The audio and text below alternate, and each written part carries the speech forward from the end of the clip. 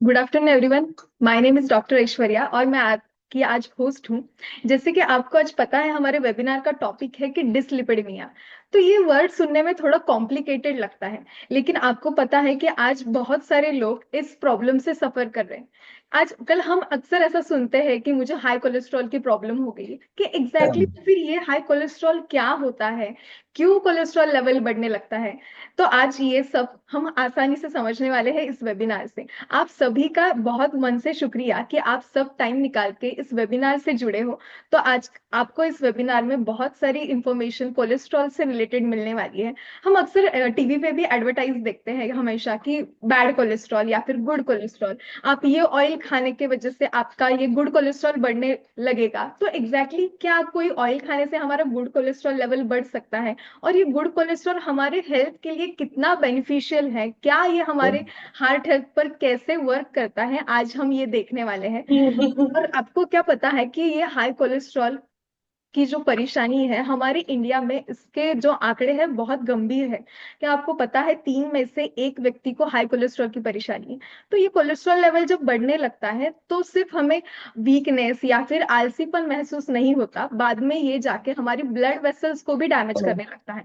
इसके वजह से हमें हार्ट रिलेटेड प्रॉब्लम शुरू होती है, कभी कभी स्ट्रोक जैसी समस्या होती है। तो ये बहुत सीरियस सिचुएशन है, तो इसे हमें नजरअंदाज नहीं करना चाहिए।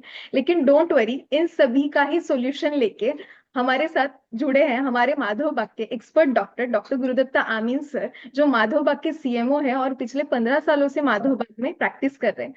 तो इनसे आज हम ना केवल ये जानेंगे कि ये कोलेस्ट्रॉल लेवल कैसे बढ़ता है, कोलेस्ट्रॉल के क्या टाइप्स होते हैं। इन्होंने इतने अच्छे से कोलेस्ट्रॉल का स्टडी किया है, इन्होंने ये भी ढूंढ के निकाला है कि हम सिर्फ मॉडर्न मेडिसिन यूज करके ही कोलेस्ट्रॉल लेवल नहीं कम कर सकते, बल्कि हमारी लाइफस्टाइल में छोटी छोटी चेंजेस करके भी हम कोलेस्ट्रॉल लेवल ना ही सिर्फ कोलेस्ट्रॉल लेवल नेचुरली बढ़ा सकते हैं गुड कोलेस्ट्रॉल, बल्कि पंचकर्म या फिर डाइट एक्सरसाइज ये हमारे बॉडी पे कैसे वर्क करता है, और इस इन सारी चीजों से हम कैसे इन सारी कॉम्प्लिकेशंस को रिवर्स कर सकते हैं, आज हम ये इस वेबिनार से जानने वाले हैं। Good afternoon Gurudatta sir. Afternoon. Am I audible? Yes sir. Okay.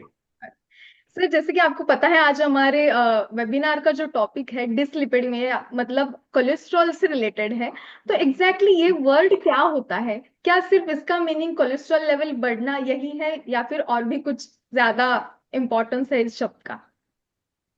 देखो, डिसलिपिडमिया यानी जब जब पेशेंट के ब्लड रिपोर्ट में कोलेस्ट्रॉल लेवल्स बढ़ जाते हैं, या फिर ट्राइग्लिसराइड लेवल्स बढ़ जाते हैं, या फिर एलडीएल लेवल बढ़ जाते हैं। तीनों बेसिक पैरामीटर्स को अगर कुछ अल्टर हो चुके हैं तो हम उसे डिसलिपिडमिया कहते हैं, कि यहाँ पे लिपिड की एब्नॉर्मल शरीर में हो रही है। हमारे शरीर में जिस तरह से लिपिड का काम होना चाहिए, यानी चर्बी का काम होना चाहिए, उस तरह से नहीं हो रहा है, उसे जनरली डिसलिपिडमिया कहा जाता है। कुछ पेशेंट्स में हम देखते हैं कि ट्राइग्लिसराइड्स बहुत बढ़ जाते हैं, 200 200 500 तक पहुंच जाते हैं, कोलेस्ट्रॉल बढ़ता है, या फिर कुछ पेशेंट्स में ये एलडीएल बढ़ता है। और कुछ पेशेंट्स में एक पर्टिकुलर कंडीशन होती है जहां पर एचडीएल, जो हमारा बुरा कोलेस्ट्रॉल जिसे कहते हैं, वो कम हो जाता है। तो ये जो कुछ गड़बड़ी हमारे कोलेस्ट्रॉल के रिपोर्ट में आई है, आपने जब जब आपका कोलेस्ट्रॉल रिपोर्ट देखा होगा तो उस पे total cholesterol, total triglyceride, VLDL, HDL, LDL, ऐसे अलग अलग नाम होते हैं। तो ये जब गड़बड़ जाते हैं, इनका जो प्रोपोर्शन है वो प्रोपोर्शन जब डिस्टर्ब होता है, उस स्थिति को हम कहते हैं डिसलिपिडमिया, जहां पर आपके शरीर में लिपिड प्रोफाइल अल्टर हो चुका है।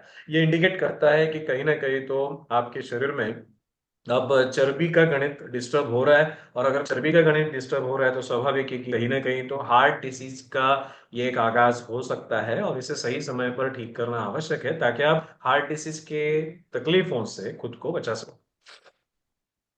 मतलब लिपिडमिया मतलब सिर्फ ऐसा नहीं है कि कोलेस्ट्रॉल लेवल बढ़ गया है, तो आपके जो पूरे जो सारे कोलेस्ट्रॉल के टाइप्स हैं उनमें गड़बड़ होने लगती है। जैसे कि हम अक्सर बोलते हैं कि यस। लोग टोटल कोलेस्ट्रॉल के बारे में ही पता होता है, लेकिन जब हम लिपिड प्रोफाइल करवाते हैं तो उसमें बहुत सारे टर्म्स आती है, मतलब ट्राइग्लिसराइड है, गुड एलडीएल होता है, एचडीएल होता है, और टोटल कोलेस्ट्रॉल। तो ये सारी टर्म्स के बारे में आप थोड़ा सा हमें एक्सप्लेन करके बताएंगे इनका क्या इंपॉर्टेंस होता है? देखो, एक बात समझो कि हमारे शरीर में जनरली ऐसा होता है कि ये जो अलग अलग मोलेक्युल्स है, यानी हमारे शरीर में जो चर्बी है वो अलग अलग प्रकार में घूमती है, ऐसा हम समझ सकते हैं। जैसे कि सबसे पहली एक चर्बी होती है कि हमारे शरीर में एक वीएलडीएल करके एक मॉलिक्यूल है, जिसे वेरी लो डेंसिटी लिपोप्रोटीन कहते हैं। इसका काम होता है हमारे शरीर में लीवर में से चर्बी बनाकर उस चर्बी को सारे शरीर में लेके जाना। तो सोचो, आप जब खाली पेट ये करते हो, यानी आप जब लिपिड प्रोफाइल की जांच करते हो, तो जनरली आप फास्टिंग आवर्स में करते हो। आप में से किसी ने खाने के बाद लिपिड प्रोफाइल जांच किया है? किसी ने किया है तो मुझे बता देना। ऐसा जनरली हम नहीं करते, क्यों? क्योंकि ये फास्टिंग शुगर यानी फास्टिंग लेवल पर ही लिपिड प्रोफाइल किया जाता है। जब आप 12 घंटे फास्टिंग पे हो, आपने 12 घंटों से कुछ खाया पिया नहीं है, उस स्थिति में आपके खून में ये लिपिड की जांच या लिपिड की लेवल्स क्या है उससे नापा जाता है। अब उसमें जो पहला नंबर आता है वो होता है टोटल कोलेस्ट्रॉल, बाद में होता है टोटल ट्राइग्लिसराइड, उसके नीचे होता है वीएलडीएल, एलडीएल, एचडीएल। अब इसमें से जो वीएलडीएल है ना, वीएलडीएल यानी वेरी लो डेंसिटी लिपोप्रोटीन, ये ऐसा बड़ा मोलेक्यूल है जिसके अंदर बहुत सारी चर्बी है, और जिसका काम होता है आपके लीवर में से निकलकर सारे शरीर को जहां जहां चर्बी की आवश्यकता है वहां वहां पे चर्बी पहुंचाना। तो ये हो गया वीएलडीएल, जो लीवर में से निकलकर सारे शरीर में फैलकर जिसे जिसे चर्बी की जरूरत है वहां वहां पे चर्बी पहुंचाने वाला है। दूसरा होता है एलडीएल। ये एलडीएल क्या है? ये खाली ट्रक है।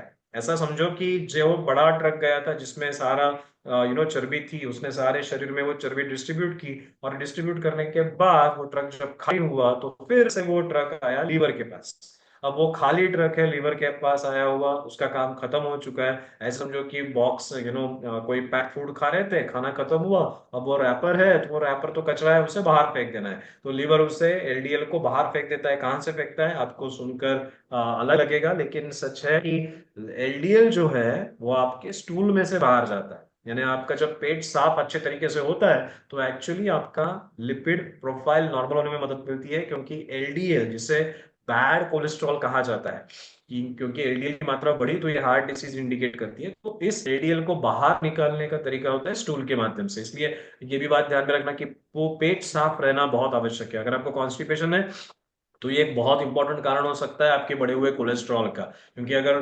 कॉन्स्टिपेशन है तो पेट साफ नहीं हो रहा है, तो स्वाभाविक है कि लीवर में से कचरा पेट तक नहीं पहुंचेगा, और तो फिर वहां पे हमारे ब्लड में कचरा बढ़ने वाला है, जो आपको लिपिड प्रोफाइल में दिखाई देगा। तो ये हो गया एक वीएलडीएल से बनने वाला एलडीएल।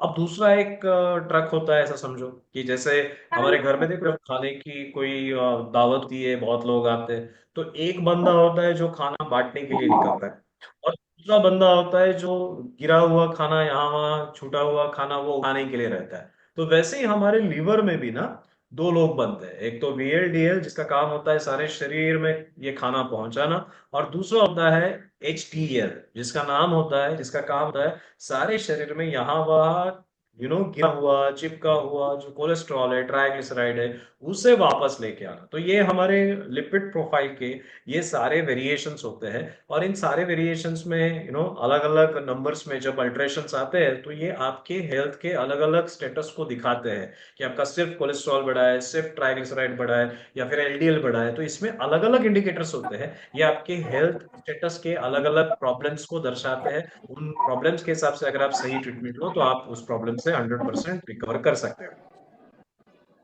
सर आपने हमें बहुत अच्छा जो एग्जाम्पल दिया है कि वीएलडीएल एग्जैक्टली क्या होता है, एलडीएल एग्जैक्टली क्या होता है। अगर आपका पेट आजा अगर हमेशा का अच्छे से 1 मिनट है सर। अगर आपका पेट अच्छे से साफ हो रहा है तो ये आपका कोलेस्ट्रॉल लेवल मेंटेन रह सकता है। और आजकल बहुत लोगों को कॉन्स्टिपेशन की समस्या होती है, तो उसके वजह से भी कोलेस्ट्रॉल लेवल आपका बढ़ सकता है। ये आपने हमें बहुत अच्छा रीजन बताया है। अगर कोलेस्ट्रॉल लेवल आपका बढ़ गया है तो स्टैटिन्स खाने की जगह पे आप अगर आपका डाइजेशन सिस्टम इंप्रूव करो तो ये ज्यादा बेटर रहेगा। सर आपने जैसे कि बोला कि गुड कोलेस्ट्रॉल के बारे में, जैसे कि एचडीएल को गुड कोलेस्ट्रॉल बोलते हैं हम। तो हम अक्सर ऐसा एडवर्टाइज में भी सुनते हैं कि आप ये ऑयल खा लो तो आपका गुड कोलेस्ट्रॉल लेवल बढ़ जाएगा। क्या ये एग्जैक्टली ऐसा होता है? आपको ये ऑयल कंज्यूम करो तो आपका गुड कोलेस्ट्रॉल लेवल कुछ बढ़ता नहीं है, या फिर बोलना कुछ कैसा ऐसे? Time pass. एक एक एक बात सर आप म्यूट हो। एक बात ये समझ लो कि जब जब आप आपके शरीर में ऑयल जाता है, कोई भी घी हो या फिर ऑयल हो, तो उसमें से ही आपके कोलेस्ट्रॉल बढ़ते हैं, ये समझना बहुत हाफ इंफॉर्मेशन है, बहुत आधी इंफॉर्मेशन है। इसे मैं बिल्कुल 100% सही नहीं मानूंगा। आप में से बहुत सारे लोगों के पास ऐसे पेशेंट्स होंगे या फिर घर में भी बहुत सारे ऐसे लोग होंगे कि जो तली हुई चीजें बहुत खाते हैं लेकिन उसके बावजूद उनका लिपिड प्रोफाइल नॉर्मल है। और ये बहुत सही बात भी है कि तली हुई चीजें खाने से ही लिपिड प्रोफाइल बढ़ता है या फिर घी की चीजें खाने से ही लिपिड प्रोफाइल बढ़ता है, ऐसा कोई स्टैटिस्टिक्स नहीं है, ऐसा कोई गणित नहीं है। इसके पीछे और एक अलग स्टोरी है, इस स्टोरी को हमें बहुत समझना आवश्यक है। आप ये समझे कि हमारे शरीर में जो कुछ चर्बी ब्लड में घूमती हुई दिखती है, उसके कामों को पहले हमें समझना चाहिए कि हमारे शरीर में चर्बी का काम क्या होता है। चर्बी हमारे शरीर में सिर्फ ब्लॉकेज बनाने के लिए नहीं है, चर्बी के ढेर सारे काम मेरे शरीर में है। जैसे कि मेरे शरीर के बहुत सारे इंपॉर्टेंट विटामिन जैसे A, D, E, K, ये सारे फैट में घुलने वाले विटामिन हैं। ये सारे जो विटामिन है ये सिर्फ चर्बी में ही पिघलते हैं, तो इसका मतलब उनके स्टोरेज के लिए, उनके ट्रांसपोर्ट के लिए ये फैट बहुत आवश्यक है। दूसरा होता है, मेरे शरीर के बहुत सारे केमिकल रिएक्शंस में कोलेस्ट्रॉल का एक अपना महत्वपूर्ण योगदान है। मेरे शरीर के हार्मोन्स में कोलेस्ट्रॉल का बहुत बड़ा योगदान है। इवन मैं आपको बताऊं, आपके बॉडी में जो विटामिन डी बनता है ना, आप सब लोगों ने सुना होगा कि विटामिन डी सनलाइट में बनता है। तो आपकी जानकारी के लिए मैं आपको कहूं कि आपके बॉडी में जो सनलाइट में जाने के बाद विटामिन डी बनता है, किससे बनता है? सनलाइट में जाने के बाद बनता है, लेकिन वो बनता है अल्टीमेटली कोलेस्ट्रॉल से ही। यानी ये जो कोलेस्ट्रॉल है यही सनलाइट में जाने के बाद विटामिन डी में कन्वर्ट होता है। तो आप ये समझ लेना कि कोलेस्ट्रॉल के बहुत सारे एप्लीकेशंस है मेरे शरीर में। मेरा ब्रेन पूरा का पूरा फैट पर चलता है। आप ये बात समझ लेना कि आपके ब्रेन का पूरा फंक्शन ये कोलेस्ट्रॉल या फिर फैट पे चलने वाला है। अगर आपके डाइट में फैट नहीं होगा तो आपके ब्रेन फंक्शंस अफेक्ट होने वाले हैं। अगर आप स्टैटिन खाते हो तो आपको आगे जाके कॉग्निटिव फंक्शंस यानी ब्रेन के फंक्शंस में अल्टरेशंस दिखेंगे। इसलिए आपको ये समझना होगा कि कोलेस्ट्रॉल क्यों बढ़ता है। अब उसके पीछे की सही स्टोरी मैं आपको बताता हूँ। कोलेस्ट्रॉल बढ़ना से आप इस तरह से समझो कि आपके गांव में, आपके शहर में बहुत सारे पुलिस के व्हीकल आ चुके हैं। तो पुलिस की गाड़ियां बहुत ज्यादा घूम रही है। अब पुलिस की गाड़ियां बहुत ज्यादा घूम रही है, ये प्रॉब्लम है या अंदर चोर छुप के बैठा है जिसके वजह से पुलिस की गाड़ियां घूम रही है, ये प्रॉब्लम है। तो यहाँ पे प्रॉब्लम कौन है? ट्रैफिक जाम हो रहा है, बहुत जगह पे ट्रैफिक रुका कर रखा है। जरा चैट बॉक्स में मुझे आंसर दे देना कि प्रॉब्लम कौन है। चोर छुप के बैठा है, उससे पकड़ने के लिए बहुत सारी पुलिस की गाड़ियां घूम रही है, तो ये पुलिस की गाड़ियां प्रॉब्लम है या अंदर छुपा हुआ चोर जिसे ढूंढने के लिए ये पुलिस की गाड़ियां घूम रही है, ये प्रॉब्लम है? आप समझ सकते हो कि मैं क्या कहना चाहता हूँ। बेसिकली फंडामेंटली आपके ब्लड में जो कोलेस्ट्रॉल लेवल्स बढ़ते हैं तो वो ये दर्शाते हैं कि कहीं ना कहीं आपके बॉडी के अंदर इन्फ्लेमेशन यानी अंदर ही अंदर आपकी ब्लड वेसल्स डैमेज हो रही है। आपकी नलिकाएं अंदर से क्षतिग्रस्त हो रही है जिसके वजह से ये कोलेस्ट्रॉल ब्लड में बढ़ रहा है।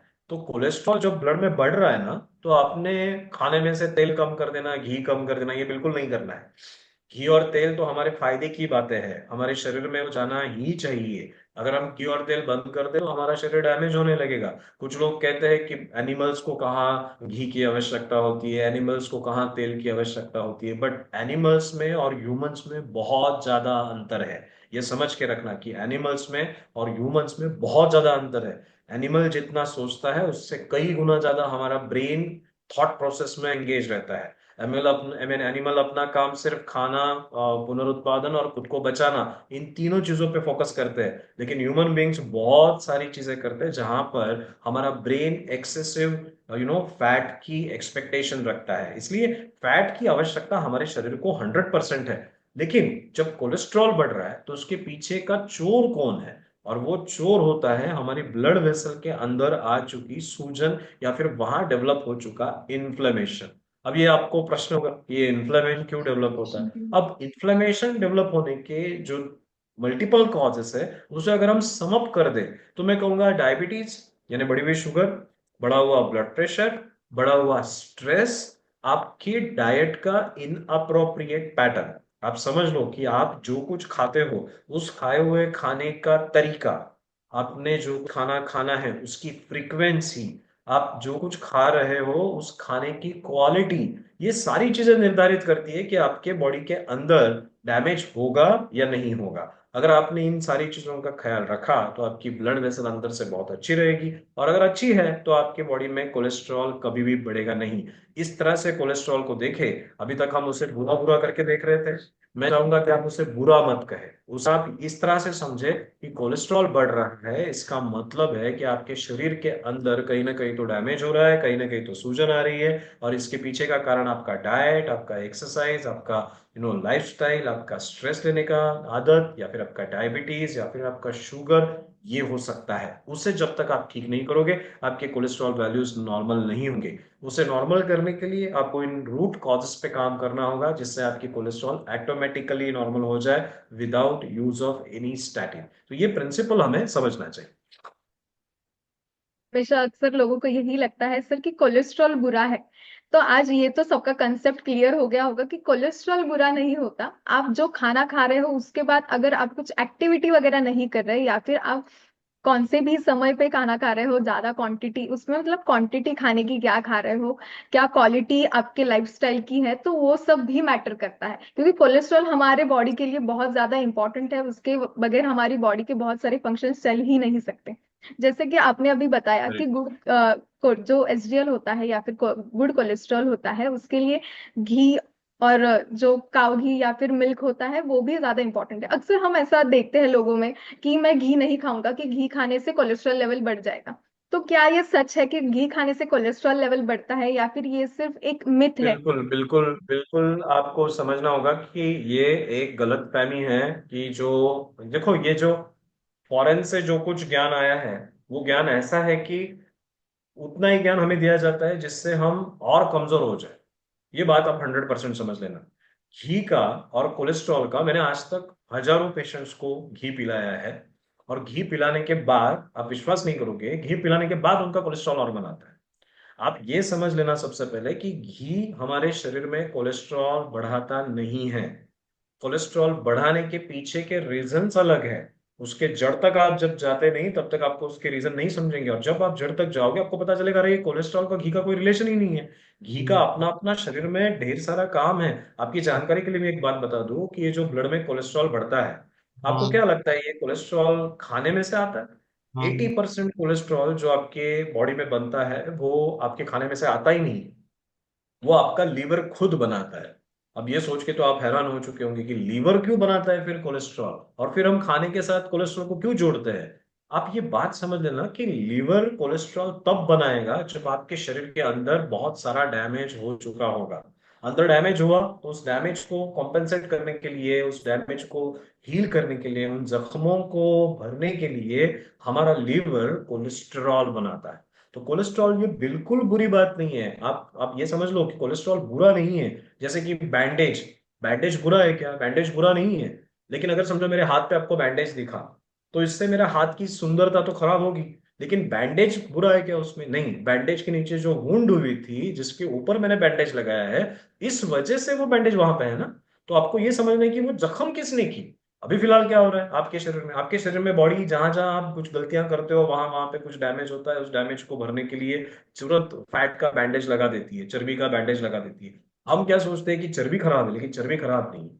चर्बी आपके बॉडी को मेंटेन करने का काम करती है, उसे बुरा मत समझना।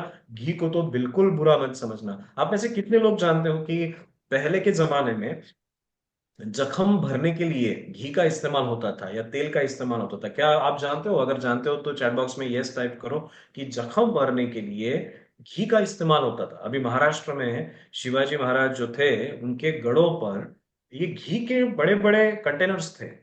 क्यों? क्योंकि ये जो घी होता है ना, वो घी जख्म भरने का काम करता है। और इसीलिए घी का एक अपना अलग योगदान होता है हमारे शरीर के अंदर होने वाले डैमेज को हील करने के लिए। और इसीलिए हमें घी का सेवन करना चाहिए। अब घी का सेवन करना चाहिए, अभी आज आप लोगों ने लेक्चर में सुना, इसका मतलब ऐसा है क्या कि अभी तुरंत शाम को निकलो और शाम को निकल के किसी मिठाई की दुकान में जाओ और उससे बोलो मस्त घी में तली हुई चीजें सारी मुझे दे दो, क्योंकि डॉक्टर ने कहा है कि घी कोलेस्ट्रॉल के लिए चलता है? यहां पर आवश्यकता होती है हमें हमारे बॉडी के बैलेंस को, यानी एक्सरसाइज और डाइट, इसकी इक्वेशन को मेंटेन करने। मैं जितना खा रहा हूं उतने का अगर मैंने एक्सरसाइज किया तो मेरे बॉडी में कोई डैमेज नहीं होगा। अगर मैंने खाने की मात्रा ज्यादा रखी और एक्सरसाइज में कम कर रहा हूं, तो जो कुछ एडिशनल मैंने खाया है वो शरीर में जमने वाला है। और शरीर में जमेगा तो वो स्वाभाविक है कि चर्बी के फॉर्म में जमेगा, और चर्बी के फॉर्म में जमा तो आप कहोगे कि चर्बी तो बुरी है। लेकिन बुरी कैसे हुई? वो उसकी क्वांटिटी बढ़ाने का काम अगर हमने किया है, तो स्वाभाविक है कि हमारी गलती हुई कि हमने डाइट की क्वांटिटी को नहीं समझा। तो प्रिंसिपली आपको ये मैं बताना चाहता हूँ कि घी बुरा है, ये स्टेटमेंट गलत है। घी का सेवन हर रोज 1 से 2 चम्मच आप लोगों ने करना ही चाहिए, लेकिन ये देखना कि घी की अति मात्रा ना हो जाए। बहुत ज्यादा मात्रा में आप घी ना खाओ। फॉर एग्जाम्पल, एक आदमी एक रोटी को घी लगाता है, समझो आधा चम्मच घी लगा दिया एक रोटी को, और उसके साथ साथ उसने एक रोटी और सब्जी खा ली। अब वही आदमी अगर 6 रोटियां खा रहा है, एक आधा आधा चम्मच की 6 रोटियां खा रहा है, तो उसके बॉडी में क्या हो रहा है? अननेसेसरी घी जा रहा है, अननेसेसरी कार्बोहाइड्रेट जा रहे हैं। और वो कार्बोहाइड्रेट, वो घी जो अनवांटेड है, जिसकी जरूरत नहीं थी फिर भी हमने ले लिया, तो क्या होगा? तो बॉडी डैमेज ही होने वाली। जैसे मेरे फ्यूल गाड़ी का टैंक 40 लीटर का है, तो 40 लीटर की जगह पे मैंने अगर 50 लीटर पेट्रोल डाला तो वो तो ओवरफ्लो होगा ही, वो तो डैमेज करेगा ही। तो हमें करना क्या है? जितनी की आवश्यकता है उतनी ही चीजों का सेवन करें, उतनी ही क्वांटिटी में सेवन करें, तो उस क्वांटिटी से आपके शरीर में कोई डैमेज नहीं होगा। आपने सिर्फ इसका कैलकुलेशन करना है। अब प्रॉब्लम ये होता है कि हम लोग कैलकुलेशन करना भूल जाते हैं, लेकिन कैलकुलेशन करने की अगर आपने आदत डाल दी, जैसे कि माधोबाग में हम जो डाइट किट देते हैं, उस डाइट किट में सारा कैलकुलेशन होता है। हमारे डॉक्टर्स जब पेशेंट को इन सारी चीजों के बारे में कंसल्टेशन करते हैं, उनको बताते हैं कि क्या करना है क्या नहीं करना है, तो बहुत सारी चीजों के बारे में जो लैक ऑफ इंफॉर्मेशन की वजह से पेशेंट के शरीर में डिसीज डेवलप होते रहता है, वो सारे प्रॉब्लम्स रेक्टिफाई हो जाते हैं, और फिर धीमे धीमे धीमे पेशेंट सही ट्रैक पे चलने लगता है। फिर वहां पे उसे ना कोलेस्ट्रॉल की जरूरत कम करने के लिए ना गोली की जरूरत है, ना कोई और कुछ करने की जरूरत है, ना इवन एंजियोप्लास्टी की जरूरत है। तो क्योंकि माधोबाग में हम सिर्फ कोलेस्ट्रॉल नहीं, हम एंजियोप्लास्टी भी प्रिवेंट करते हैं, बाईपास भी प्रिवेंट करते हैं, पंपिंग पावर भी बढ़ाते हैं, और ये सारी चीजें करते वक्त डाइट का अपना एक बहुत बड़ा रोल होता है। और सिर्फ डाइट नहीं, उसे बैलेंस रखना चाहिए एक्सरसाइज के साथ। एक्सरसाइज और डाइट, इसको हमें बैलेंस करना है। बैलेंस न्यूट्रिशन का मतलब क्या हुआ? बैलेंस न्यूट्रिशन का मतलब बैलेंस उसे कहा जाएगा आपकी जरूरतों के हिसाब से आपका डाइट है या नहीं। अगर आपका डाइट आपकी टेस्ट के लिए है, आपके सिर्फ मजे के लिए है, तो ये आपको घातक होने वाला है। लेकिन अगर आपने रिक्वायरमेंट के हिसाब से डाइट लिया, डेफिनेटली आपको मदद करेगा। ये बात भी इंपॉर्टेंट होगी कि वो जो कुछ खा रहे हो, उस खाने के गुण क्या है। जैसे अभी हमने क्लियर किया कि घी चलेगा, हार्ट का पेशेंट हो आप, ब्लॉकेजेस है, फिर भी आप घी ले सकते हो, आपको कोई प्रॉब्लम उससे नहीं होगी। घी हमारे लिए बहुत बेनिफिशियल है, ऐसा कुछ नहीं है कि अगर आप घी खा रहे हैं तो आपका उसके वजह से कोलेस्ट्रॉल लेवल बढ़ सकता है, लेकिन आप कितनी क्वांटिटी में खा रहे हो ये भी उतना ही ज्यादा मैटर करता है। अगर आपको हार्ट से रिलेटेड भी इशू है फिर भी आप घी खा सकते हो, लेकिन आपको वो सुबह एम्प्टी स्टमक खाना है, 1 से 2 स्पून, ज्यादा नहीं खाना। ओके सर, जैसे कि अभी हार्ट से रिलेटेड ही इशू हम बात कर रहे हैं, तो मुझे ये पूछना था कि हम अक्सर ऐसा देखते हैं कि जब ट्राइग्लिसराइड लेवल हमारा जो बढ़ जाता है लिपिड प्रोफाइल में, तो ऐसा अक्सर देखा जाता है कि उसके वजह से हार्ट रिलेटेड इश्यूज का भी खतरा होता है। डॉक्टर हमेशा ऐसा बोलते हैं कि आपको हार्ट से रिलेटेड भी रिस्क हो सकती है, या फिर ब्लड प्रेशर आपका बढ़ सकता है, या फिर ब्लॉकेजेस हो सकते हैं। तो इन सब का क्या कनेक्शन है? ये कोलेस्ट्रॉल लेवल जब बढ़ जाता है तो ये इन सब पे कैसे अफेक्ट करता है? आपको ये बात समझनी होगी कि जैसे मैंने कहा था कि कोलेस्ट्रॉल बढ़ना और हार्ट डिसीज, इसका कनेक्शन बिठाया गया हुआ है। मैं ये कहने की कोशिश कर रहा हूं कि कोलेस्ट्रॉल बढ़ा है, ये दिखा रहा है कि आपके बॉडी में हार्ट डिसीज डेवलप हो रहा है, लेकिन उसका कारण कोलेस्ट्रॉल नहीं है। उसका कारण आपके ब्लड वेसल्स को आया हुआ डैमेज है। आपने कहीं ना कहीं तो क्वांटिटी, फूड के क्वांटिटी के साथ गलती की है। आपने कहीं ना कहीं तो आपके डाइजेस्टिव सिस्टम के साथ गलती की है। एसिडिटी थी, एसिडिटी होने के वजह से आपको खाने की इच्छा नहीं थी, फिर आपने गोली खाई, रेंटैक जिंटैक टोम्सोल पेरिनॉम पैंडी, और उसके बाद आपने खाना खाया। इसका मतलब आपका बॉडी सिग्नल दे रहा था कि खाना मत खाओ, लेकिन आपने गोली खाई एलोपैथी की और फिर खाना खाया, गलत किया। इसी के साथ साथ आपने खाते वक्त ये सोचा ही नहीं कि मैं कोक पी रहा हूँ, मैं कोल्ड ड्रिंक पी रहा हूँ, मैं चाय पी रहा हूँ, मैं कॉफी पी रहा हूँ, मैं बटर खा रहा हूँ, मैं छोले, यानी खाने में कोई कंट्रोल नहीं है। अगर कोई कंट्रोल नहीं होगा, तो जो कुछ खाना अंदर जाएगा वो हर बार आपके लिए फायदेमंद ही होगा, ऐसा नहीं है। वो अंदर जाके डैमेज भी कर सकता है, और उस डैमेज की प्रक्रिया में वो ब्लड वेसल्स को डैमेज कर देता है। एक बात समझ लेना सीधी सेकंड, जब जब आपकी खून की नलिका के अंदर जरूरत से ज्यादा कोई फूड आइटम आता है, तब तब आपकी ब्लड वेसल का अंदरूनी स्तर डैमेज हो जाता है।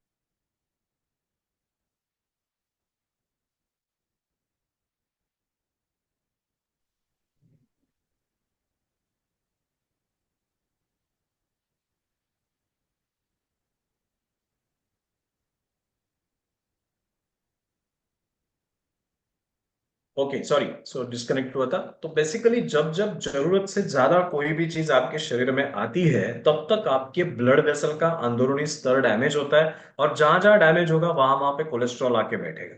तो अगर आपके ब्लड में कोलेस्ट्रॉल लेवल बढ़े हैं, ट्राइग्लिसराइड लेवल बढ़े हैं, तो सबसे पहले आप क्या करना चाहिए? अपने स्टैटिन के पीछे कभी नहीं भागना है।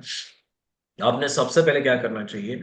आप एक बात बताओ मुझे, आप चेक कब करते हो लिपिड प्रोफाइल? आप लिपिड प्रोफाइल चेक करते हो खाली पेट, ठीक है? अब कोई ये बताएगा मुझे कि खाली पेट ही क्यों चेक करना है? खाने के बाद भी कोलेस्ट्रॉल ब्लड में आता है, खाने के बाद भी ट्राइग्लिसराइड आता है, हम बढ़िया मक्खन बिक्खन लगा के पराठे खाते हैं, तब भी तो बहुत सारा फैट शरीर में जाता है। आपको बता दूं कि जब आप खाने के बाद कभी चेक करके देखना आपकी लिपिड प्रोफाइल, आपको पता चलेगा कि खाने के बाद आपका ट्राइग्लिसराइड 600 तक जाता है। यानी इतनी बड़ी मात्रा में ट्राइग्लिसराइड बढ़ जाता है जस्ट खाने के बाद। इसका मतलब क्या है ये समझे, कि हमने कभी खाने के बाद ब्लड कोलेस्ट्रॉल चेक ही नहीं किया, इस वजह से हमें मालूम ही नहीं कि खाने के बाद कोलेस्ट्रॉल कितना बढ़ता है। अब ये रेफरेंस में क्यों दे रहा हूं आपको? ये इसलिए दे रहा हूं क्योंकि खाली पेट जब आप चेक करते हो कोलेस्ट्रॉल या फिर ट्राइग्लिसराइड, अब खाली पेट हमारे ब्लड में जो कोलेस्ट्रॉल ट्राइग्लिसराइड घूम रहा है, उसका भी कुछ तो काम होगा ना। उसका काम क्या होता है वो पहले समझ लेना। खाली पेट जब आपके ब्लड में कोलेस्ट्रॉल ट्राइग्लिसराइड घूम रहा है, उसका मेन काम था कि आपके शरीर में, आप रात को सोए थे 8 घंटे, 8 घंटे सोते वक्त आपने कुछ खाना पीना तो नहीं खाया था रात को, यानी सोते से पहले खाया था, लेकिन 8 घंटे तो आप खाली पेट हो, कने मुंह से कुछ अंदर गया नहीं है। तो उस समय में आपकी ब्लड शुगर ड्रॉप होती है। उस समय में आपका शरीर ठीक से काम करता रहे, इसलिए ब्लड में एनर्जी भेजने के लिए आपका लिवर आपके ब्लड में वीएलडीएल और सारा कोलेस्ट्रॉल ट्राइग्लिसराइड भेज देता है, ताकि आपका शरीर चलते रहे। यानी खाली पेट रहने के बाद भी हम जिंदा कैसे रहते हैं? तो इसी वजह से रहते हैं, क्योंकि जब जब हमारे ब्लड में शुगर ड्रॉप होती है, हमारे शरीर में ये रिप्लेसमेंट, ये नहीं मिल रहा है तो चलो रिप्लेसमेंट ये ले लो, इस तरह से ये कोलेस्ट्रॉल ट्राइग्लिसराइड ब्लड में घूमने लगते हैं। अब आपका समझो ट्राइग्लिसराइड या कोलेस्ट्रॉल बढ़ा है। अब आपने करना क्या चाहिए? जब जब आपको पहली बार पता चलेगा कि कोलेस्ट्रॉल या ट्राइग्लिसराइड बढ़ा है, तो सबसे पहले आपने फास्टिंग में खाली पेट 30 मिनट चलने का एक्सरसाइज शुरू करना है। 30 मिनट चलने के बाद आप देखोगे कि आपका कोलेस्ट्रॉल 1 महीने में ही पूरा नॉर्मल आ जाने वाला है। तो with in 1 month without any single medicine, कोई भी दवाई ना लेते हुए, ना माधोबा की लो, ना एलोपैथी की लो, ना किसी की कुछ सुनो, सिर्फ खाली पेट 30 मिनट चलो, उसी में आपका कोलेस्ट्रॉल और ट्राइग्लिसराइड के लेवल नॉर्मल आने लगेंगे। अगर ये पैटर्न से आप गए तो आपकी हेल्थ भी अच्छी रहेगी, आपका ओवरऑल डिसीज का स्टेटस भी अच्छा रहेगा, और मेडिसिन के कॉम्प्लिकेशन से भी बचोगे। तो ये सारे बेनिफिट आपको होने वाले हैं। तो जब जब आपका कोलेस्ट्रॉल ट्राइग्लिसराइड बढ़ेगा, ये हार्ट डिसीज इंडिकेट करता है, ऐसा समझने में कोई गलत नहीं है, क्योंकि ये अंदर हो रहे डैमेज को दर्शा रहा है। ये खुद नहीं डैमेज कर रहा है, ये डैमेज को इंडिकेट कर रहा है। हमें जब जब ये बढ़ा हुआ मिलेगा तो समझना है कि हमें इसे कंट्रोल में कैसे रखोगे। तो खाली पेट चलो, अंदर का डैमेज भी हील हो जाएगा एक्सरसाइज करने की वजह से, और ये कोलेस्ट्रॉल वैल्यूज भी ऑटोमेटिकली नॉर्मल आएगी। अगर आपको फास्टिंग में भी कोलेस्ट्रॉल लेवल मतलब हम अक्सर ऐसा ही करते हैं कि फास्टिंग में ही कोलेस्ट्रॉल लेवल चेक करते हैं, और ये फास्टिंग में भी हमें कैसे वर्क करता है, कैसे बेनिफिट देता है, क्योंकि हमारी जो ब्लड शुगर लेवल लो हो गई है उसके वजह से हमारी जो एनर्जी कम हो जाती है, तो वो एनर्जी देने का काम ये फैट्स करते हैं। इसके वजह से हमें जो कोलेस्ट्रॉल लेवल अगर हमारे फास्टिंग के बढ़ गए तो हमें एक्टिविटीज करनी चाहिए, तो आपकी एनर्जी यूटिलाइज हो जाएगी, तो ये कोलेस्ट्रॉल लेवल भी आपके नॉर्मल हो जाएंगे। ओके। राइट। सर हम ऐसा भी सुनते हैं बहुत बार कि ये कोलेस्ट्रॉल लेवल अगर आपका बढ़ जाए तो ये आपको किडनी पे भी आपके अफेक्ट करता है। तो एग्जैक्टली इनका क्या रिलेशन है? ये किडनी डैमेज के लिए भी क्यों, मतलब आपको किडनी डैमेज की तरफ भी क्यों ले जाता है अगर आपके कोलेस्ट्रॉल लेवल बढ़ गए हैं तो? ये बात समझ लेना कि जब जब आपके बॉडी में कोलेस्ट्रॉल्स बढ़ते हैं ना, तो उसका निगेटिव इम्पैक्ट आपके शरीर के सारे इंपॉर्टेंट ऑर्गन्स, जिसे वाइटल ऑर्गन्स कहते हैं, उन पर आता है। क्योंकि हमारे सारे वाइटल ऑर्गन्स पे ना एंड आर्टरीज होती है, उसे एंड आर्टरीज कहा जाता है, जहां पे आर्टरी को, यानी अकेली आर्टरी है वहां पे। जैसे कहते हैं, देखो हमारा वो पूर्वांचल जो है, पूर्वांचल नहीं, क्या कहते हैं उसे, नॉर्थ ईस्ट एरिया जो है भारत का, तो जो नॉर्थ ईस्ट है उसमें रोड्स बहुत ज्यादा नहीं है, वो एंड आर्टरी है। यानी वहां पे जाने वाले कुछ छोटे छोटे सिंगल पुल्स है, कि उन पुल से ही सारा ट्रैवल होगा, अगर वो पुल उड़ गया तो डैमेज, वहां पे पहुंच ही नहीं जा सकता। तो वैसे ही हमारे बॉडी में एंड आर्टरीज है, कि जहां पे जाने वाली पाइपलाइन अकेली है, वहां पे पैरेलल दूसरे 3-4 रोड नहीं है वहां तक पहुंचने के लिए। यानी समझो दिल्ली तक पहुंचने के 10 रास्ते हैं, तो कुछ एरियाज है जहां तक पहुंचने का एक ही रास्ता है। वैसे ही हमारे बॉडी में आंखें हैं। हमारी किडनीज है, जिसे एंड आर्टरी कहा जाता है, जहां पे आर्टरी खत्म हो जाती है पहुंच के। अब उस आर्टरी में कोलेस्ट्रॉल अगर जमने लगे तो किडनी का ब्लड सप्लाई कम होगा, और किडनी का ब्लड सप्लाई कम हुआ तो रीनल फेल्योर, किडनी फेल्योर के हम धीमे धीमे आगे बढ़ने लगेंगे। तो इसलिए कोलेस्ट्रॉल जब बढ़ता है उसका इम्पैक्ट हमारे बॉडी के हर एक पार्ट पर आता है, फिर वो हार्ट हो, ब्रेन हो, किडनीज हो, हर एक जगह पर उसका डैमेज दिखने लगता है। फिर से कहता हूं एक बार कि हम कोलेस्ट्रॉल को गलत नहीं कह रहे। कोलेस्ट्रॉल बढ़ने के जो बाकी के कारण हैं जो हमारे लाइफस्टाइल में छुपे हुए हैं, वो हमें एलिमिनेट करने हैं, तब जाके कोलेस्ट्रॉल की सही ट्रीटमेंट होगी। और वो हमने कर दिया तो डेफिनेटली हम किडनी फेलियर या फिर हार्ट फेलियर या फिर स्ट्रोक यानी पैरालिसिस से खुद को बचा पाएंगे। तो जैसे कि अभी हमने ये देखा कि अगर आपको हाई कोलेस्ट्रॉल लेवल आपका हो जाए तो ये सारे कॉम्प्लिकेशंस हो जाते हैं। तो जब भी हम पेशेंट को देखते हैं अक्सर कि उनका कोलेस्ट्रॉल लेवल बढ़ जाए तो अक्सर वो डॉक्टर के पास जाते हैं और डॉक्टर उन्हें स्टैटिन स्टार्ट कर देते हैं, तो उससे उनके कोलेस्ट्रॉल लेवल इजीली और with in 1 month he normal आने लगते हैं। तो क्या ये स्टैटिन खाना अच्छा है? क्या आप इस पे रिलाई कर सकते हो कि आप लाइफ टाइम के लिए या फिर बहुत सालों के लिए स्टैटिन ले सकते हो? अगर नहीं तो इसके साइड इफेक्ट भी हमारे बॉडी पे क्या होते हैं? क्योंकि अक्सर हम ऐसा भी सुनते हैं कि स्टैटिन लेने की वजह से आपको टाइप 2 डायबिटीज भी हो सकता है। बहुत सही है, इसके ऊपर बहुत सारे रिसर्च हो चुके हैं। अब आप एक छोटी सी बात समझ लेना, एलोपैथी में काम कैसे चलता है। एलोपैथी में काम चलता है, रिपोर्ट्स को नॉर्मल लेके आओ, इस तरीके से कुछ भी करो लेकिन रिपोर्ट को नॉर्मल लेके आओ। यानी कोलेस्ट्रॉल बढ़ने के पीछे कारण था मेरा डाइट, मेरा एक्सरसाइज, मेरा स्ट्रेस लेवल्स, इन चीजों की वजह से कोलेस्ट्रॉल बढ़ रहा था। लेकिन उन चीजों को ठीक करने के जगह पे एक ऐसे मेडिसिन ढूंढ के निकाले जो बॉडी के अंदर जाते हैं और ब्लड में कोलेस्ट्रॉल तैयार होने की जो सिस्टम है उस सिस्टम को बीच में ही काट देते हैं। अब एक बात सोच के बताना मुझे जरा, चैट बॉक्स पे आप मुझे इसका आंसर देना, आप सब लोग मुझे बताना कि बॉडी में एक नेचुरल वे से कोलेस्ट्रॉल बढ़ रहा था, वो बढ़ रहा था, उसके पीछे कारण था, बन रहा था, और उसके बाद वो बढ़ने लगा क्योंकि बॉडी में ये सारी सूजन, खान पान, एक्सरसाइज, लैक ऑफ उसके वजह से वो बढ़ने लगा। अब मुझे वो जो सिस्टम है कोलेस्ट्रॉल बनानी, उसे काटना चाहिए, वो ट्रीटमेंट होनी चाहिए, या फिर जिन कारणों की वजह से कोलेस्ट्रॉल बढ़ रहा था उन कारणों को मेरे शरीर से निकाल देना है। क्या लगता है? आप लोग मुझे चैट बॉक्स में बता देना कि क्या सही ट्रीटमेंट या फिर क्या सही सॉल्यूशन हो सकता है कि जहां पे कोलेस्ट्रॉल बढ़ने के कारण कुछ अलग ही थे, आपने क्या किया, कोलेस्ट्रॉल बनने की प्रक्रिया को ही बीच में काट दिया। अब जब आप कोलेस्ट्रॉल बनने की प्रक्रिया को ही बीच में काट देते हो तो होता क्या है आपको बता दूं, कोलेस्ट्रॉल बन कम नहीं लगेगा, लेकिन जो कोलेस्ट्रॉल का रॉ मटेरियल था बॉडी में बन रहा था वो तो बनता ही रहेगा, वो तो डैमेज करता ही रहेगा हमारे शरीर को। आज जो कुछ स्टैटिन रिलेटेड टॉक्सिसिटीज देखे जाते हैं, that is because of the raw material जो कोलेस्ट्रॉल के लिए बॉडी में जा रहा था। अब वो रॉ मटेरियल बढ़ने लगा है क्योंकि कोलेस्ट्रॉल नहीं बन रहा है लेकिन रॉ मटेरियल तो अंदर आ रहा है ना। इस वजह से बॉडी में अननेसेसरी स्ट्रेस डेवलप होता है। दूसरा, मैंने जैसे कहा कि कोलेस्ट्रॉल का जरूरत सबसे ज्यादा आपके ब्रेन को है। अब ब्रेन को जब कोलेस्ट्रॉल की आवश्यकता है और आपके ब्रेन को कोलेस्ट्रॉल नहीं मिल रहा है तो आपकी कॉग्निटिव फंक्शन यानी सोचने की क्षमता, आप में से कितने लोगों को कंफ्यूजन होते रहता है, जरा मुझे बता देना कि कंफ्यूजन बढ़ने लगा है या फिर बॉडी एक होने लगा है, कि बॉडी में दर्द होने लगा है। कोलेस्ट्रॉल बहुत बड़े रोल प्ले करता है, मैंने कहा था पहले। बॉडी एक, पैरों में दर्द, या फिर कंफ्यूजन, या फिर सोचने की क्षमता पर उसका बुरा प्रभाव, ये कॉमन कंप्लेंट्स है जब कोई व्यक्ति स्टैटिन लॉन्ग टर्म के लिए लेता है। इसके साथ साथ वो सारे विटामिन जो फैट सोल्यूबल है वो भी अफेक्ट होंगे, जिसमें ए विटामिन है, डी विटामिन है, सी है, के है, तो ये भी विटामिन होंगे।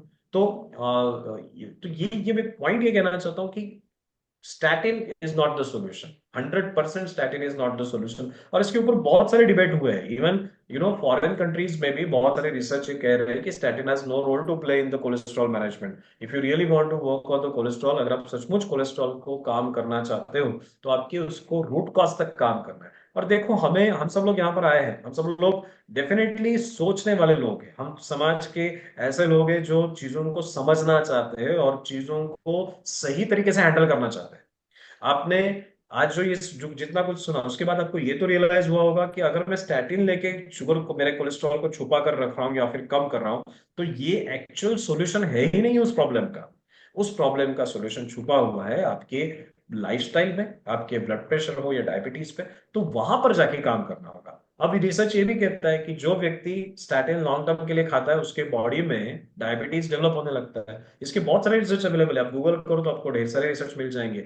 ये स्टैटिन खुद डायबिटीज इंड्यूस करेगा, क्योंकि मैंने कहा था आपको कि कोलेस्ट्रॉल नहीं बन रहा है, लेकिन उसका रॉ मटेरियल तो बॉडी में है ना।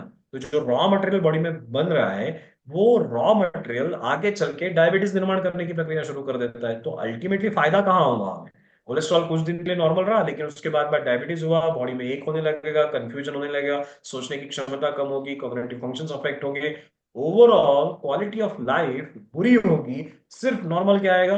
ब्लड रिपोर्ट नॉर्मल आएगा कि कोलेस्ट्रॉल नॉर्मल है, और हमें लगेगा कि सब बढ़िया चल रहा है, लेकिन अंदर ही अंदर सब चीजें और खराब होती जा रही है। और इसीलिए हमें इस व्याधि को समझना है और स्टैटिन के सिवा कोलेस्ट्रॉल को कंट्रोल में कैसे रखें, इसके बारे में काम करने की जरूरत है।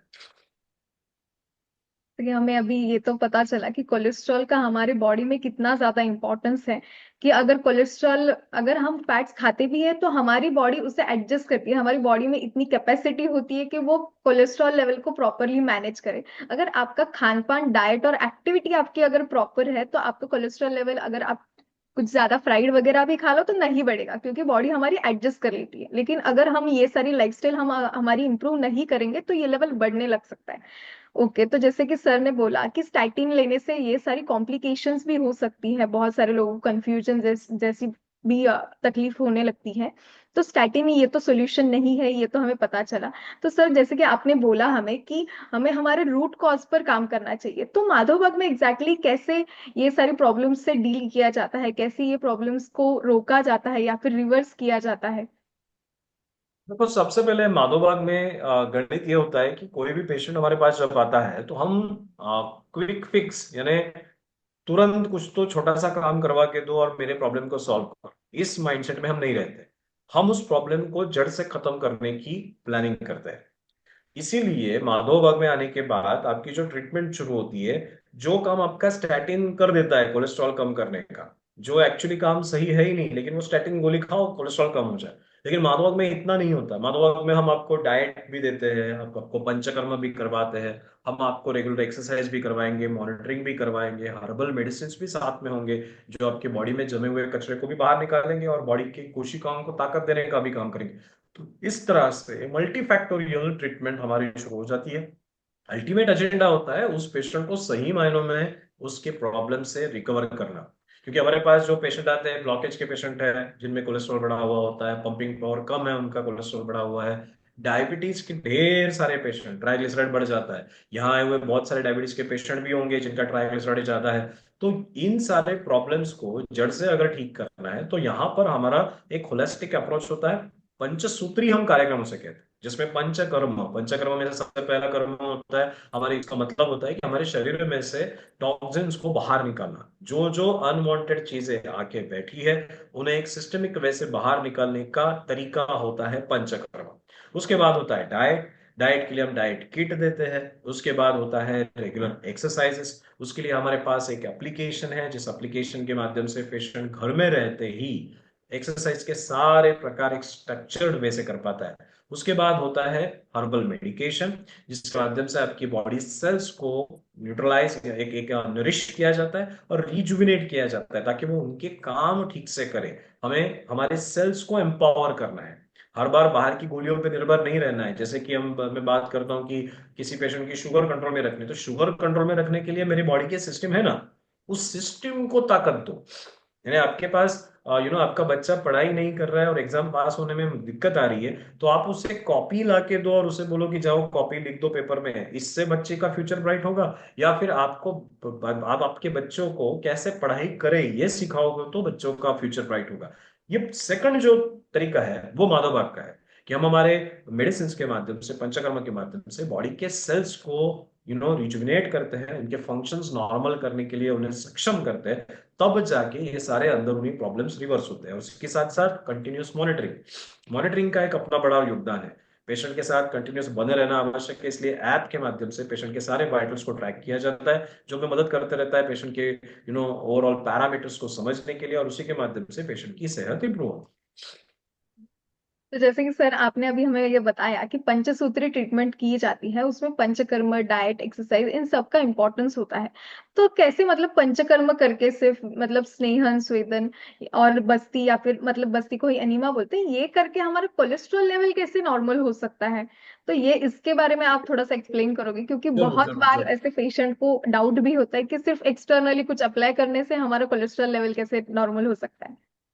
बताता हूँ। सबसे पहला गणित समझ लेना कि मेरे स्किन में से भी चीजों का एब्जॉर्प्शन चालू रहता है। यानी मेरी स्किन भी कंटिन्यूअसली चीजों को एब्जॉर्ब कर रही है। ठीक है, तो जब मैं कोई ऑयल स्किन को लगाता हूं, वो स्किन के मीडियम से मेरे ब्लड तक पहुंचने वाला है। अब दूसरा फैक्टर, मेरे शरीर में जो कुछ स्ट्रेस उत्पन्न होता है, वो स्ट्रेस छोटी छोटी ब्लड वेसल्स में डेवलप, और सबसे बॉडी में छोटी ब्लड वेसल्स कहाँ हैं? अंदर तो नहीं है। हार्ट से निकलने वाली पहली ब्लड वेसल छोटी तो नहीं होगी, वो तो बड़ी होगी। तो ब्लड वेसल छोटी छोटी कहाँ होती जाती है? तो छोटी छोटी वहां होती जाती है जब वो बाहर तक पहुंचती है। तो जब मेरे स्किन तक ब्लड वेसल्स पहुंचेगी, तो स्किन के ऊपर जो छोटी छोटी ब्लड वेसल्स होगी, वो जाला होगा उनका। वहां पर अगर प्रॉब्लम आने लगे, तो समझ लेना कि डैमेज की प्रक्रिया चालू हो चुकी है। लेकिन जब पंचकर्म चिकित्साएं होती है, जिसमें स्नेहन और स्वेदन ये ट्रीटमेंट होती है, बॉडी मसाज और स्टीम। अब इससे क्या होता है? बॉडी मसाज और स्टीम से मेरे जो स्वेट ग्लैंड है, जिसमें सिबेशियस ग्लैंड भी होती है, उस स्वेट ग्लैंड और सिबेशियस ग्लैंड में से स्वेट और उसके साथ साथ एक चिकनाहट बाहर निकलती है, जिसे सीबम कहते हैं। वो चिकनाहट ही अल्टीमेटली बॉडी में बढ़ा हुआ फैटी एसिड्स है। हम उस फैटी एसिड्स को स्वेदन के माध्यम से बाहर निकालेंगे और स्नेहन करेंगे, मसाज करेंगे। लेकिन मसाज के माध्यम से आप देखोगे कि आपकी ब्लड वेसल की इलास्टिसिटी बढ़ेगी, आपके बॉडी की इलास्टिसिटी बढ़ेगी, जिसका फायदा होगा आपको। और स्वेदन के माध्यम से सारे जमे हुए टॉक्सिन को निकालेंगे, जिसमें जैसे चिकनाहट मैंने कही, उसके साथ साथ आपकी बॉडी में एक्स्ट्रा जमा हुआ पानी हो, सॉल्ट हो, इस सारे कचरे को भी हम बाहर निकाल देंगे। तो स्वेदन दूसरी ट्रीटमेंट हुई। उसके बाद एनिमा की ट्रीटमेंट आती है।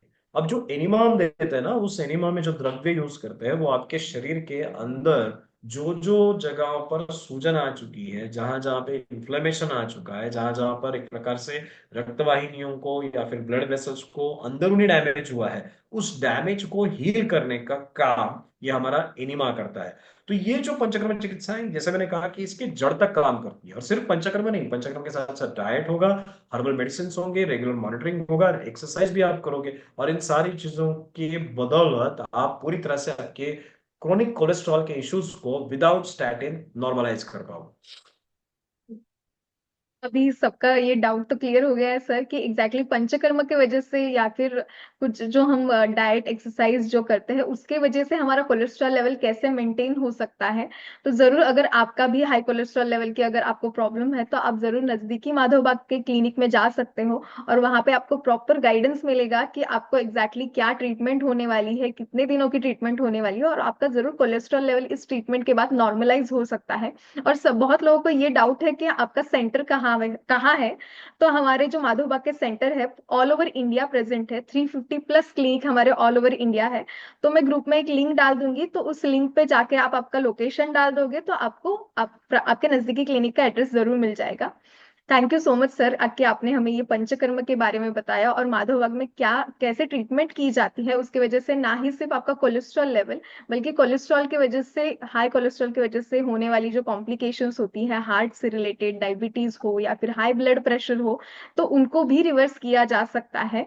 तो सर ये मतलब आपको एक लास्ट क्वेश्चन पूछना चाहूंगी कि जाते जाते आप मतलब क्या टिप्स देना चाहोगे हमारे पेशेंट्स को लाइफस्टाइल से रिलेटेड?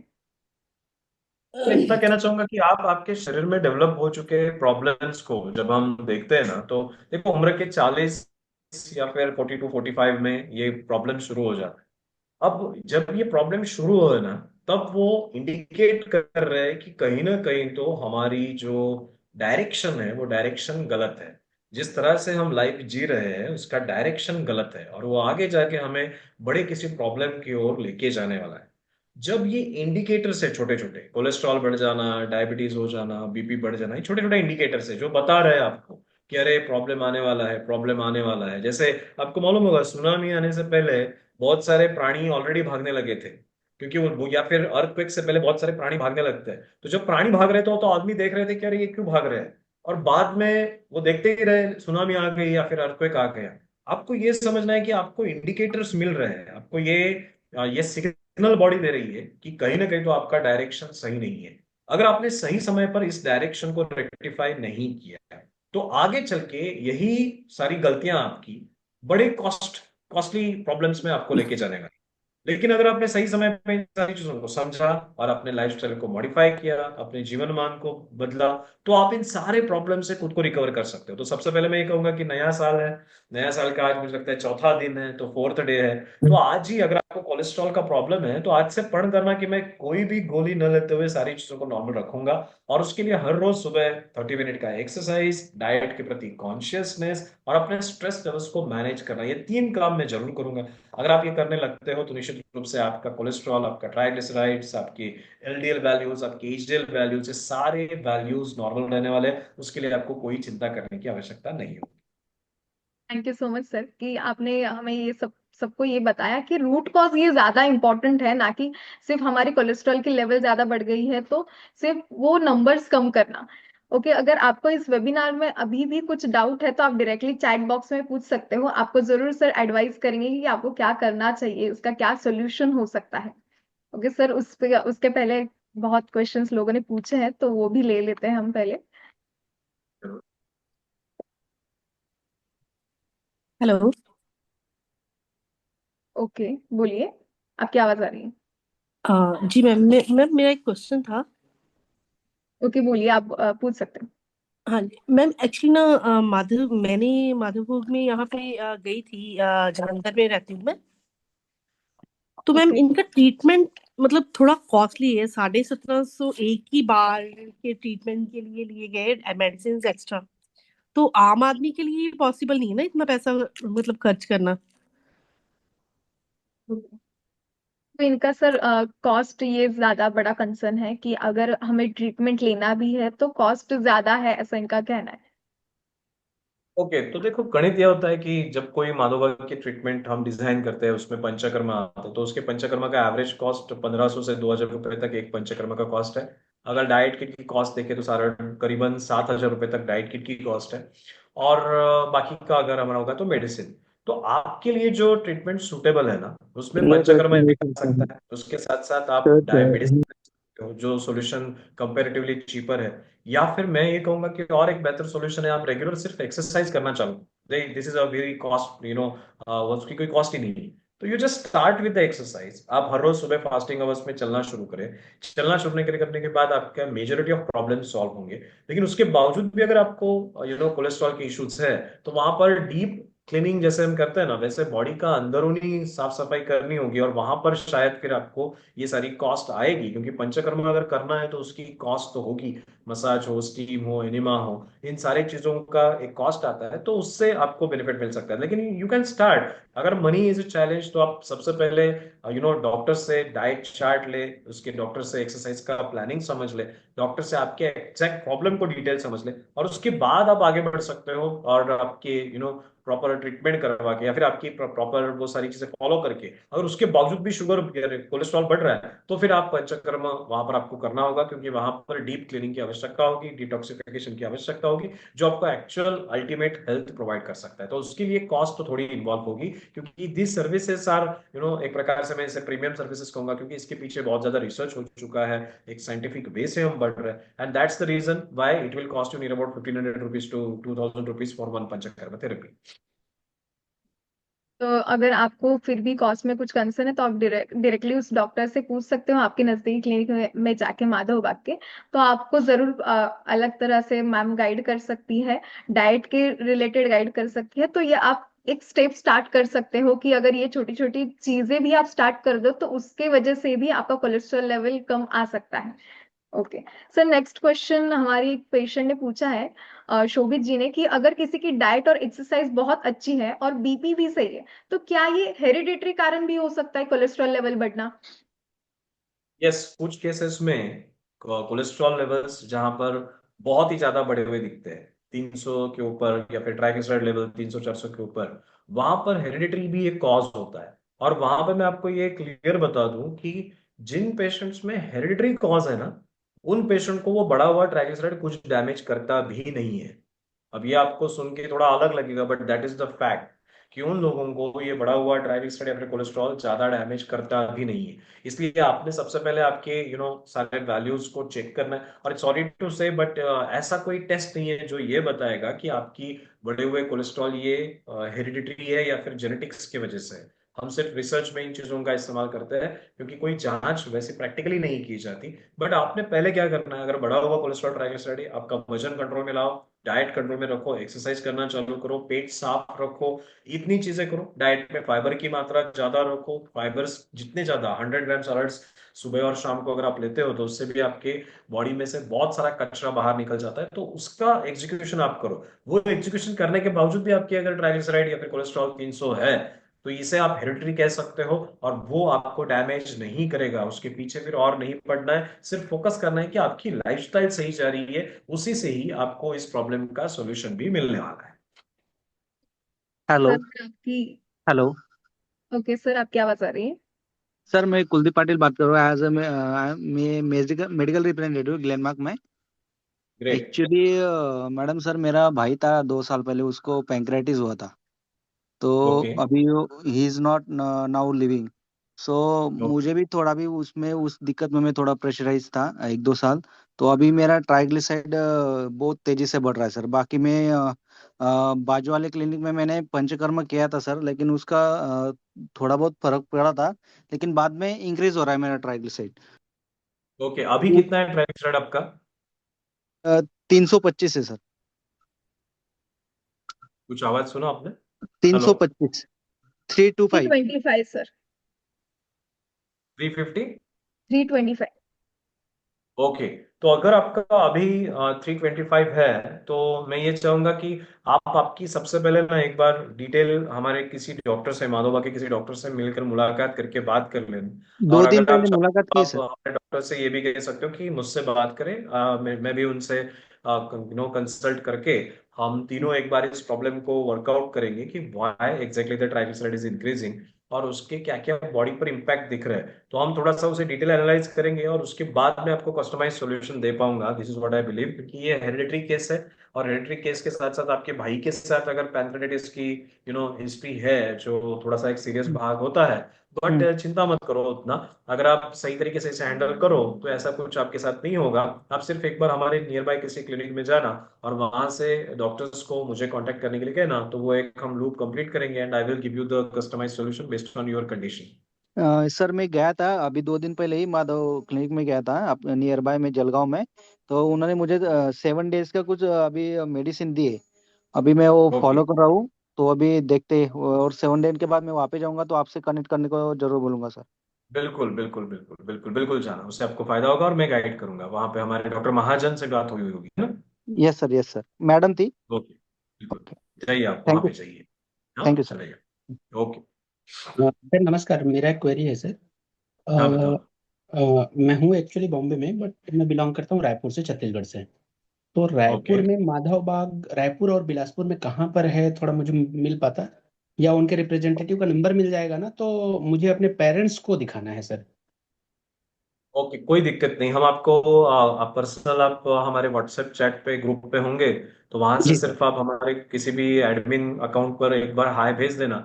हम आपको वहां के लोकल डॉक्टर का कांटेक्ट दे देंगे, या फिर आपका व्हाट्सएप इस चैट बॉक्स पे आपका सिर्फ नंबर लिख के दे देना। हम आपको व्हाट्सएप पर भेज देंगे सारी detail. Sir sir thank you sir. Okay. Okay, thank you. Sir next question हम लेते हैं। क्या हमारे हाँ। पेशेंट ने एक क्वेश्चन पूछा है कि हम हार्ट ब्लॉकेजेस के लिए कुछ कर सकते हैं क्या माधव बाग में। Yes, definitely. माधोबाग का बेसिकली जो कुछ काम है वो हार्ट ब्लॉकेजेस को रिवर्स करने का ही है। माधोबाग में हम ब्लॉकेजेस की ट्रीटमेंट करते हैं। हार्ट के जो कोरोनरी आर्टरीज होती है उसके अंदर जो चर्बी जमती है, उस चर्बी को निकालने का सक्सेसफुल काम पूरे वर्ल्ड में अगर कोई ऐसा ऑर्गेनाइजेशन है जिसने ब्लॉकेजेस निकाले हैं और इसका एविडेंस समाज के सामने रखा है, तो वो माधोबाग है। ये बहुत अभिमान के साथ और गर्व के साथ मैं कहना चाहूंगा, ये जीत आयुर्वेद की है कि सिर्फ 90 दिनों में माधवबाग के ट्रीटमेंट से आपका जो ब्लॉक होता है उस आर्टरी के अंदर जमी हुई चर्बी होती है, उस चर्बी को हम रिवर्स कर सकते हैं। तो एलोपैथी की ट्रीटमेंट्स के जगह पे कई गुना बेहतर ये सॉल्यूशन हो जाता है, क्योंकि एलोपैथी में जब एंजियोप्लास्टी करते हैं या फिर बाईपास करते हैं तो उस समय उस ब्लॉक को वहां से निकाला नहीं जाता। यानी जब एंजियोप्लास्टी करते हैं तो उस ब्लॉक को वहां पे स्प्रिंग डाल के दबाया जाता है। लेकिन माधोबाग के ट्रीटमेंट के बाद आप सीटी एंजियोग्राफी करो, वॉल्यूमेट्रिक एनालिसिस, तो आपको पता चलता है कि प्लाक यानी ब्लॉकेज का जो चर्बी की मात्रा थी वो 30 से 60% तक कम हो जाती है। तो इतना बड़ा रिजल्ट आपको मिल सकता है, ब्लॉकेज डेफिनेटली रिवर्स होता है। सर तो आपका आपका आंसर मिल गया होगा। अगर आपको ब्लॉकेजेस की समस्या है तो आप जरूर नजदीकी माधोबा क्लिनिक में विजिट कर सकते हो। आपके ब्लॉकेजेस जरूर कम हो सकते हैं या फिर रिवर्स भी हो सकते हैं। तो आपको सिर्फ प्रॉपर गाइडेंस की जरूरत है जो हमारे डॉक्टर्स आपको जरूर देंगे। सर नेक्स्ट क्वेश्चन शोभित जी ने पूछा है कि एचडीएल लेवल हम कैसे बढ़ा सकते हैं। एचडी लेवल बढ़ाने के लिए आपको मैं ये सबसे पहले कहूंगा कि एचडी लेवल क्यों बढ़ाना है, यानी उसकी जरूरत क्या है। जैसे मैं कहता हूं कि अगर शरीर में कचरा ज्यादा नहीं है तो फिर साफ सफाई करने वाले भी कम होंगे। अगर जैसे कोविड के टाइम में पूरा गंगा नदी पीने लायक पानी हो चुका था, क्यों? क्योंकि कचरा ही नहीं कर रहे थे। एचडीएल वैल्यू बढ़ाने के पीछे लगने की भी आवश्यकता नहीं है अगर बाकी सारे वैल्यूज नॉर्मल हो तो। एचडीएल कम है इसका मतलब आप ऐसे समझो इससे कि इसका मतलब बॉडी में कोई डैमेज नहीं हो रहा है, सब सही चल रहा है, सही सब अलबेल है, उससे बढ़ाने का प्रयास मत करो। कुछ डॉक्टर आपको कहेंगे कि अखरोट खाओ या फिर घी पियो, मैं कहूंगा नहीं, ऐसा उसको बढ़ाने के लिए कुछ करने की आवश्यकता नहीं। वो है वो ठीक है, आप आपके लाइफस्टाइल को बढ़िया रखो। खाने में घी का सेवन तो मैं हर बार कहता हूँ कि आपको कोलेस्ट्रॉल है तो भी करना है, नहीं तो भी करना है, लेकिन उसकी क्वांटिटी डिफाइन करनी है। अननेसेसरी घी का या फिर क्वांटिटी बढ़ानी नहीं है, बट घी का सेवन करते रहना है। इतना भी अगर आप करते हो, देखो अखरोट भी, अभी जैसे हमने अखरोट कहा, मैंने कहा कि कुछ लोग कहेंगे कि एचडीएल कम हुआ है तो अखरोट खाओ, तो ये सही बात भी है कि आपने नट्स और सीड्स का सेवन हर रोज करना है, क्योंकि नट्स और सीड्स के माध्यम से आपकी बॉडी में क्वालिटी कोलेस्ट्रॉल या फिर सॉरी क्वालिटी फैटी एसिड्स जाते हैं जो आपके बॉडी को इन्फ्लेमेशन या फिर सूजन से बचाते हैं। ओमेगा 3 फैटी एसिड जिसे कहते हैं, वो आपके शरीर में जाते हैं। तो फिर वो फ्लैक्स सीड्स हो, सनफ्लावर सीड्स हो, अखरोट हो, बादाम हो, इन सारे जो सीड्स है, नट्स है, इनका सेवन करना। इसमें अच्छी क्वालिटी के ऑयल्स होते हैं जो आपके बॉडी के लिए बेहद फायदेमंद साबित होते हैं, उनका सेवन आप कर सकते हो। लेकिन बढ़ाने के लिए पीछे पड़ना है उसके, ऐसा गणित में आवश्यक नहीं समझता। अब आपकी लाइफ एंजॉय करें, रेगुलर एक्सरसाइज हो, डाइट को संभाला हो, नट सीड्स का सेवन हो, इतना करें, घी का सेवन भी करते रहे, जरूरत से ज्यादा नहीं, लिमिट में ही करें, फायदा हो। तो अगर आप नट्स सीड्स या फिर घी वगैरह कंज्यूम करते हो तो डेफिनेटली आपका कोलेस्ट्रॉल एचडीएल लेवल बढ़ सकता है। लेकिन अगर आपकी बॉडी को उसकी जरूरत नहीं है तो इतनी ज्यादा आपको स्ट्रेस लेने की भी जरूरत नहीं है। आपकी बॉडी उसमें भी आपका सारा फंक्शन एडजस्ट कर लेती है। तो don't worry. Okay sir next question Walia ji ने पूछा है कि हमारे यहाँ पे डायबिटिक न्यूरोपैथी के लिए भी कुछ ट्रीटमेंट किया जाता है क्या, और अगर किया जाता है तो कितना मतलब ड्यूरेशन कितना होता है ट्रीटमेंट का। डायबिटिक न्यूरोपैथी एक ऐसा गणित है जहां पर आपकी जो नसें हैं, फॉर एग्जांपल समझो हमारे बॉडी में जो अभी जैसे ये वायर है, ये लैपटॉप की वायर है, अब इस वायर के ऊपर ये प्लास्टिक है और अंदर कॉपर की या कोई मेटालिक वायर होगी। न्यूरोपैथी में क्या होता है, हमारी जो नसें हैं उनके ऊपर का जो ये लेयर है ना, वो लेयर निकल जाता है। इस वजह से अंदर की कॉपर वायर एक्सपोज हो जाती है और उसी के वजह से ये झुंझुनाहट वगैरह होते रहती है। माधवाग में हम क्या करते हैं, उस लेयर को रीजनरेट करना, ये पहला काम। दूसरा काम, ये लेयर खराब क्यों हुई थी, क्योंकि बढ़ी हुई शुगर के कारण छोटी छोटी पाइपलाइन जो हमारे ब्लड वेसल्स को, सॉरी नर्व्स को सप्लाई करती है, उससे वासा नर्वोसा कहते हैं, छोटी छोटी रहती है। सोचो कि छोटे छोटे न्यूरॉन्स है, उसको सप्लाई करने वाली पाइपलाइन कितनी छोटी होगी, तो वो छोटी छोटी पाइपलाइन ब्लॉक हो जाती है बढ़ी हुई शुगर के कारण। तो अगर आपको न्यूरोपैथी है तो आपने आपके शुगर को कंट्रोल करना है, उसके लिए हम आपको डाइट किट देंगे, थोड़े से पंचकर्मा करवाएंगे। उसके साथ साथ आपको न्यूरोपैथी के लिए वो कोटिंग करना है, कोटिंग के लिए हम आपको कुछ मेडिसिन देंगे, साथ के साथ हम पंचकर्मा करवाएंगे। और इसी से आपका जो न्यूरोपैथी का प्रॉब्लम है वो पूरा का पूरा 1 से 2 महीने में रिकवर हो जाएगा। सो ये बहुत साइंटिफिक ट्रीटमेंट्स है जिससे आपको कंप्लीट रिलीफ आपके प्रॉब्लम में होगी। क्योंकि आपने अभी तक बी कॉम्प्लेक्स के बहुत सारे गोलियां खाई होगी, कुछ इंजेक्शन भी लिए होंगे, लेकिन उसके बावजूद अगर ये प्रॉब्लम है तो इसे जड़ से मिटाने के लिए आपको आगे बढ़ना होगा। डायबिटीज रिवर्सल और उसके साथ साथ इस न्यूरोपैथी के लिए पंचकर्म चिकित्सा, ये दोनों चीजें करनी होगी, तब जाके आपका ये प्रॉब्लम परमानेंट सॉल्व होगा। वालिया जी आपको आपका आंसर मिल गया होगा कि इसका ट्रीटमेंट जरूर माधवबाग में होता है। और इसका जो ड्यूरेशन है वो डिपेंड करता है आपकी प्रॉब्लम्स पे, आपकी मेडिसिन पे। तो अगर आप नजदीकी क्लिनिक में जाओगे तो आपको डेफिनेटली इसका ड्यूरेशन कितना होना चाहिए वो आपको पता चल जाएगा। ओके सर नेक्स्ट क्वेश्चन ना अजय जी ने। मैडम हाँ ओके मैडम तो हाँ बोलिए हाँ, तो। कौन सा ऑयल यूज करना है हमें, कच्ची घानी का या रिफाइंड या फिल्टर? बहुत से प्रमाद है कि ये खाना है, ये ऑयल नहीं खाना, ये ऑयल खाना है, तो कौन सा हमने यूज करना है?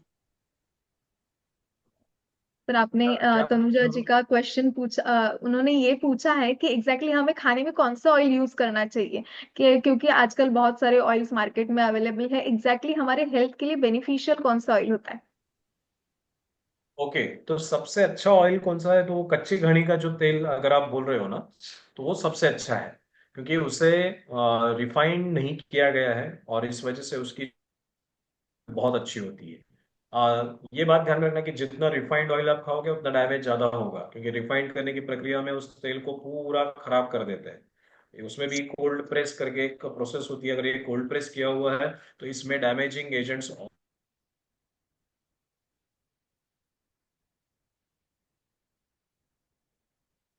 ये भी कहता है कि अपने ऑयल्स का सेवन करते वक्त इन चीजों का ख्याल रखना है कि आप चेंज करते रहो ऑयल के पैटर्न्स को।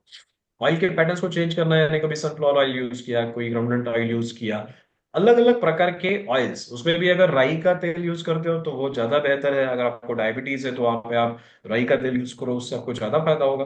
कोकोनट ऑयल भी काम की चीज है, उससे भी बहुत सारे रिसर्च है जो कहते हैं कि अच्छा है। लेकिन फिर भी इन सारी चीजों को जोड़ के आपको ये बात ध्यान रखनी है कि उसकी क्वांटिटी कितनी जा रही है। देखो, एक रोटी और उसको लगा हुआ तेल और 6 रोटियां और उसको लगा हुआ तेल, तो तेल की मात्रा 6 रोटियों के साथ बढ़ गई। अगर मैं सब्जी खा रहा बराबर। हूँ कुछ, तो मैंने एक कटोरी सब्जी खाई वर्सेस मैंने बड़ा 2 बाउल कटोरी खाई, सब्जी खाई यस जिसमें यस तेल पड़ा यस हुआ है, यस। तो तेल का टोटल तेल अंदर कितना जा रहा है, यानी आप सब ओके। लोगों ने ये कैलकुलेट करना है कि आपके घर में कितना तेल आता है। अगर आपके घर में हम्म। एक व्यक्ति के लिए 500 से ज्यादा 800 ml तेल आता है तो ठीक बात है। अगर ऐसा हो रहा है कि एक आदमी के लिए 1.5 लीटर तेल आ रहा है, तो यहाँ पे कुछ ना कुछ गलत है, जरूरत से ज्यादा तेल का सेवन हो रहा है, उससे आपका वजन पर बढ़ने मंथ, वाला है। यू मीन टू से उससे पर मंथ? पर भी मंथ डैमेज वन, पड़ेगा। हाँ, वो per month per month 800 millilitre. 800, 800। या डेली वो 800। 500 ही है। आइडियली वो 500 ही है। 30 ml का मैथमेटिक्स हम रखते हैं, अच्छा। और 30 ml हर रोज के हिसाब से अगर एक आदमी को कैलकुलेट करने के लिए जाओ तो 30 दिनों में समझो 15 से 20 ml रखते हैं। 15 से 20 ml रखा तो ओके पकड़ के चलता हूँ, ओके देखो, ओके आधा लीटर से ज्यादा 800, यहाँ तक रहो आप, इससे आगे जाओगे ओके तो वो ओके। डैमेजिंग होने वाला है। तनुजा जी, आपको आपका आंसर मिल गया होगा। ओके सर, हम नेक्स्ट क्वेश्चन की ओर बढ़ते हैं। अजय जी ने एक क्वेश्चन पूछा है कि जो इंस्टाग्राम पे हम रील्स देखते हैं कि आप इतने सेकंड्स के लिए आप अपना ब्रीथ होल्ड कर सकते हो क्या। तो उनका ये कहना है कि ये ऐसे 2 रील्स हो जाए, इतने समय तक वो अपनी ब्रीथ होल्ड कर सकते हैं, लेकिन उन्हें क्या प्रॉब्लम होती है कि हमेशा चेस्ट में हल्का पेन रहता है। तो ये किसके वजह से हो सकता है, ये हार्ट इशू है या फिर एसिडिटी वगैरह से भी इसका रिलेशन हो सकता है। ये बात समझ लेना कि हर एक यहाँ पे होने वाला हर एक दर्द ये हार्ट का ही होता है, ऐसे समझने की कोई आवश्यकता नहीं। देखो, मेरे यहाँ मेरे चेस्ट में लंग्स है, लंग्स के ऊपर का कवरिंग है जिसे प्लूरा कहते हैं। उसके बाद स्किन है, स्किन के नीचे चर्बी है, उसके नीचे हड्डियां हैं, उस हड्डियों के बीच में मसल्स है, उसके नीचे अंदर फिर हार्ट का थैली है, फिर उसके अंदर हार्ट है। तो इस पार्ट में बहुत सारे ऑर्गन्स है, उसमें से एक हार्ट है।